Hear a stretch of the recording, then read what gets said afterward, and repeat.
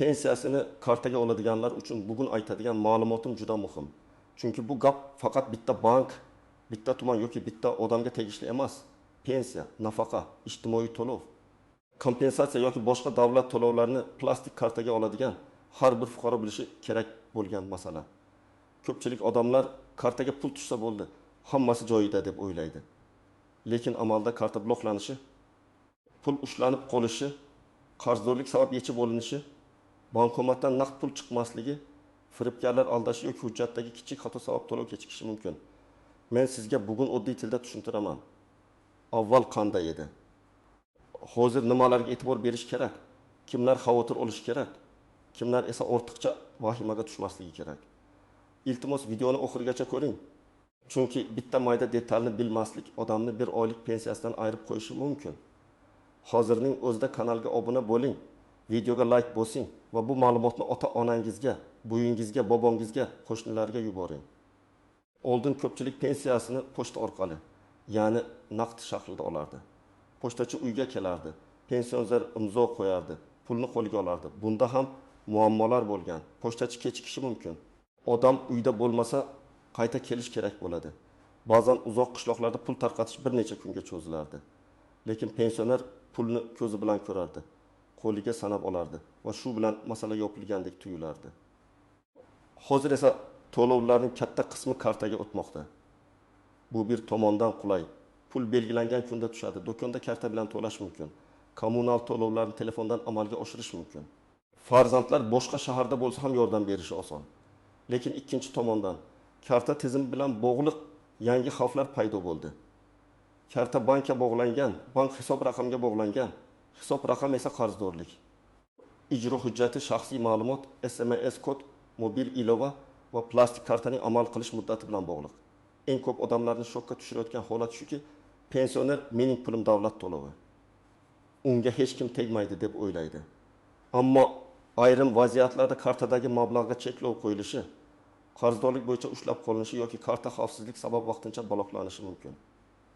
Bu har doim ham bankning xatosi emas. Har doim ham davlatning yangi jazosi emas. Ko'pincha sabab hujjatlarda, qarzdorlikda karta egasining o'zi bilmagan holda bergan kodlarida yoki hisob raqamiga tushgan cheklovlarda bo'ladi. Masalan, odamning kommunal to'lovdan qarzi bor, aliment qarzi bor, sud qarori bilan undiriladigan qarzi bor yoki eski kredit bo'yicha muammo qolgan. Bunday holatda bank kartasiga mablag' tushganda ayrim summalar ushlanishi mumkin. Pensioner esa kecha 1 million 200 ming so'm tushishi kerak edi. Nega 700 ming qoldi deb hayron bo'ladi. Muammo kartaning o'zida emas, hisob raqamiga kelgan talabnomada bo'lishi mumkin. Yana bir o'zgarish shuki, banklar shubhali operatsiyalarni ko'rsa kartani bloklashi mumkin. Masalan, pensioner odatda oyiga 3-4 marta do'konda to'lov qiladi. Bir kuni esa uning kartasidan ketma-ket 10 marta turli internet xizmatlariga pul yechilsa, bank xavfsizlik tizimi buni shubhali deb ko'rishi mumkin. Bu yaxshi tomoni ham bor, chunki firibgarlikni to'xtatishi mumkin. Lekin odam o'zi ham tushunmay qoladi. Kartam ishlamayapti, pulim yo'qoldimi deb qo'rqadi. Endi kimlar albatta ehtiyot bo'lishida kerakligini batafsil aytaman. Birinchi navbatda pensiya kartasini o'zi ishlatmaydigan farzandiga, nevarasiga yoki boshqa odamga berib qo'ygan pensionerlar xavf ostida.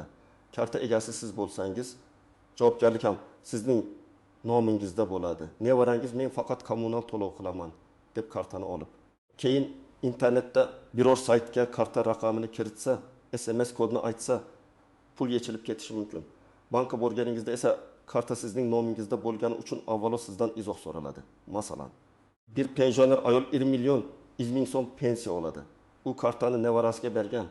Chunki telefonni yaxshi bilmayman, bolam to'lab beradi deb o'ylagan.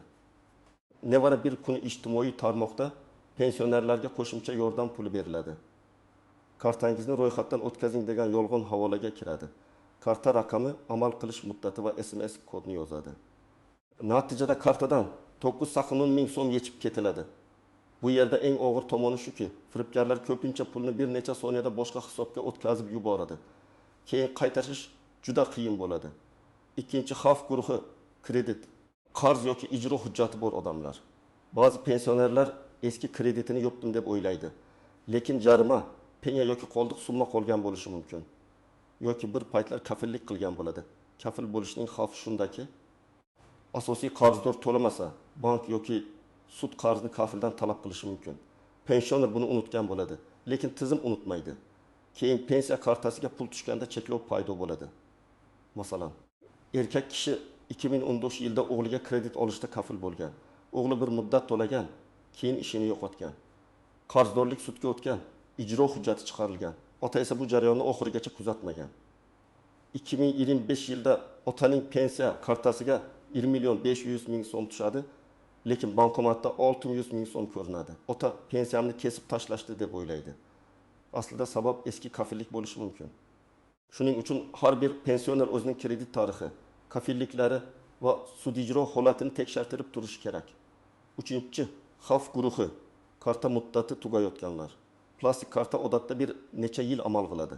Amal qilish muddati tugasa pul yo'qolmaydi, lekin kartadan foydalanish qiyinlashadi. Ba'zi odamlar kartaning oldidagi sana nimani anglatishini bilmaydi.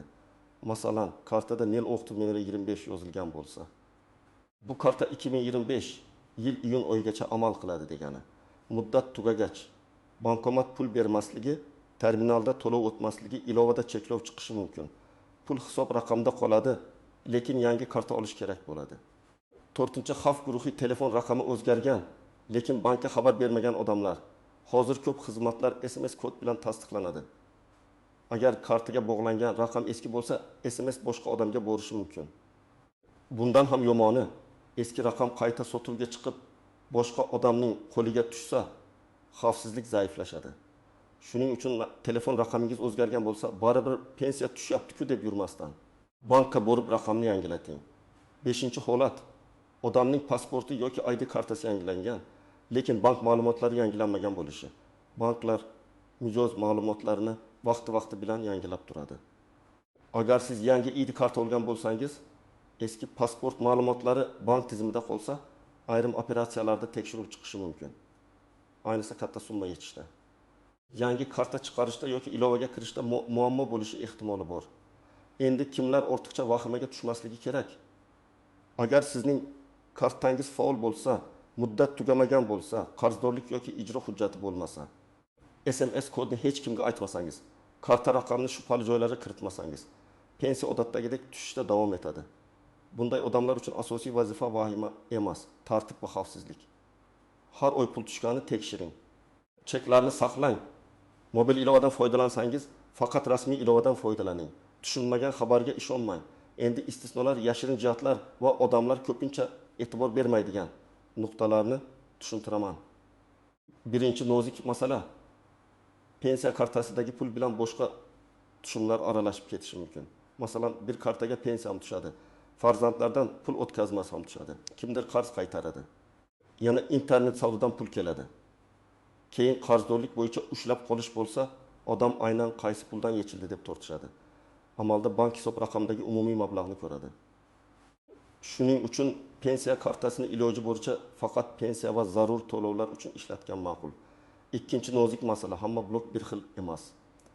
Karta bloklanishi boshqa, hisob raqam bloklanishi boshqa. Pulga ijro cheklovi qo'yilishi boshqa. Bankomatda texnik muammo bo'lishi boshqa.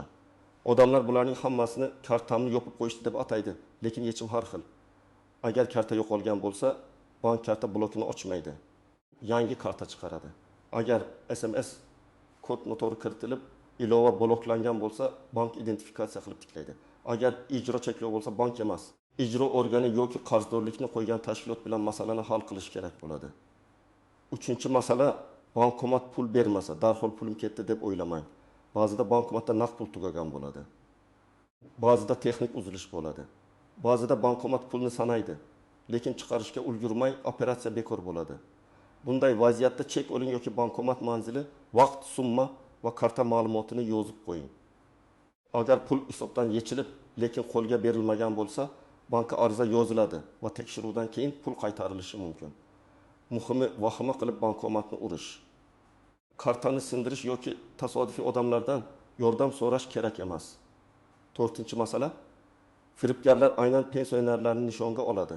Chunki ular biladiki, keksa odam ko'pincha internet xavfsizligini yaxshi tushunmaydi. Davlat idorasi bank yoki mahalla nomidan qo'ng'iroq qilinsa ishonib qolish mumkin. Firibgar, sizga qo'shimcha pensiya chiqdi, kartangiz bloklanadi, hisobingizdan pul yechilyapti, kodni ayting. Tekshiruv uchun karta raqamingiz kerak deb qo'ng'iroq qiladi. Men qat'iy aytaman, bank xodimi hech qachon SMS kodini so'ramaydi. Davlat idorasi telefon orqali karta parolini so'ramaydi. Mahalla xodimi sizdan karta orqasidagi raqamni talab qilmaydi. 5-masala. Pensioner vafot etgandan keyingi karta masalasi. Bu juda nozik, lekin aytish kerak.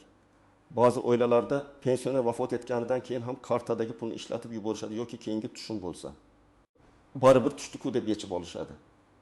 Bu keyinchalik qonuniy muammo keltirib chiqarishi mumkin. Vafot holati bo'lsa, tegishli idoralarga xabar berish, meros va hisob raqam masalasini qonuniy tartibda hal qilish kerak. Hech kim bilmaydi degan fikr juda xavfli.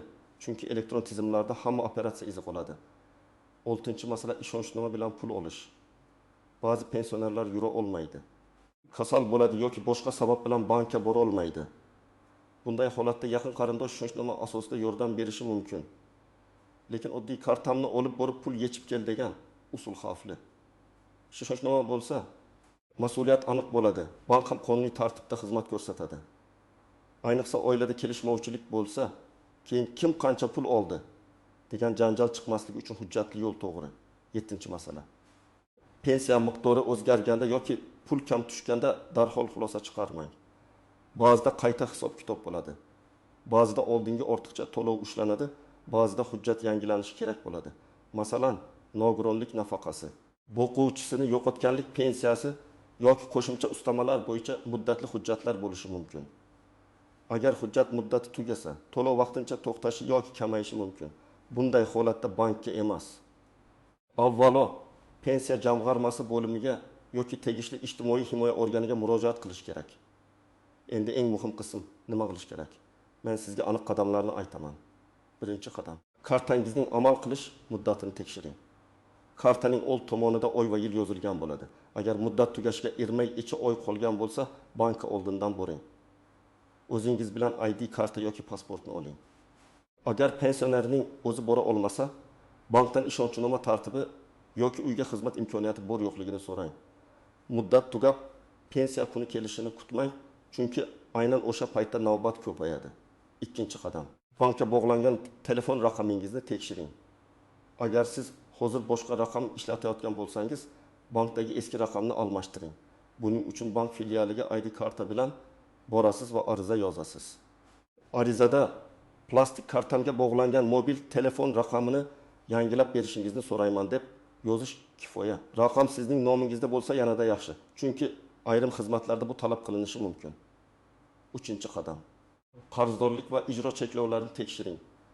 Agar pensiyadan pul ushlanib qolgan bo'lsa, bankdagi operatsiya bo'yicha ma'lumot so'rang. Qaysi tashkilot talabnomasi asosida, qaysi sana va qaysi hujjat bilan mablag' ushlangan deb so'rashingiz kerak. Bank sizga yo'nalish beradi. Keyin majburiy ijro byurosi, sud ijrochisi yoki qarzdorlikni qo'ygan tashkilotga murojaat qilasiz. Og'zaki janjal qilmang, hammasini yozma so'rang.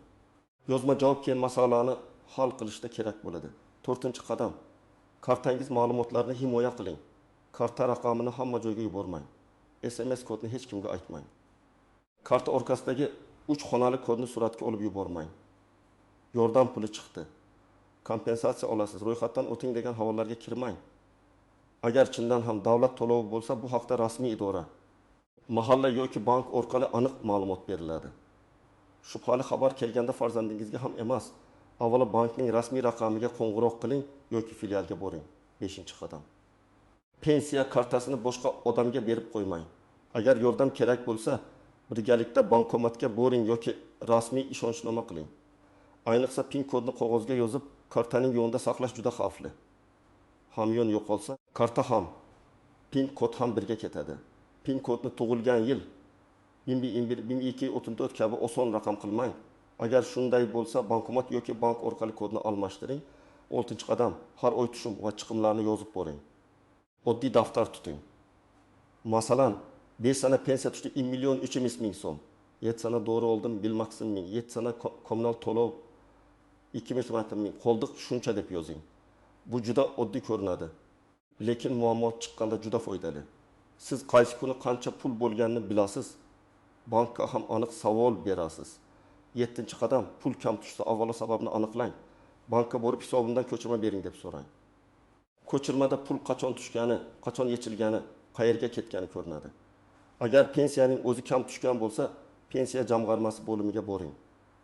O'zingiz bilan ID karta, pensiya guvohnomasi bo'lsa u, bank ko'chirmasi va ariza uchun kerakli ma'lumotlarni oling. Arizada menga tayinlangan pensiya miqdori va amalda kartamga tushgan summa o'rtasidagi farq sababini tushuntirib berishingizni so'rayman deb yozish mumkin. 8-qadam. Bankomat muammosida dalil yig'ing. Agar bankomat pul bermadi, lekin hisobdan yechildi deb gumon qilsangiz, bankomat joylashgan manzilni, vaqtni, summani yozib oling. Chek chiqsa, chekni saqlang. Darhol bankning aloqa markaziga qo'ng'iroq qiling yoki filialga ariza bering. Arizada falon sana, falon vaqtda, falon bankomat orqali falon summa yechmoqchi bo'ldim. Mablag' hisobdan yechildi, lekin naqd pul berilmadi deb yozing. Bank tekshiruv o'tkazadi. Bankomat kassasidagi ortiqcha mablag' va elektron yozuvlar solishtiriladi. 9-qadam. Yaqinlaringiz bilan kelishib oling. Agar oilada keksa odamning pensiya kartasidan bir necha kishi foydalanayotgan bo'lsa, bu kelajakda katta janjalga sabab bo'lishi mumkin. Kim dori oladi, kim kommunal to'laydi, kim naqd yechadi, hammasi aniq bo'lsin. Men ko'p ko'rganman. Bir oy pul yetmay qoladi. Keyin kelin, o'g'il, qiz, nevara bir-birini ayblaydi. Aslida esa hech kim daftar yuritmagan, hech kim chek saqlamagan. Pul masalasida tartib bo'lsa, hurmat ham saqlanadi. 10-qadam. Rasmiy manbadan boshqa gapga ishonmang. Ijtimoiy tarmoqlarda endi pensiya kartalari yopiladi. Hammaning pensiyasi kesiladi. Pulni tezda yechib oling, bo'lmasa kuyadi degan vahimali xabarlar chiqib turadi. Bunday xabarlar odamlarni qo'rqitib, firibgarlar uchun qulay sharoit yaratadi.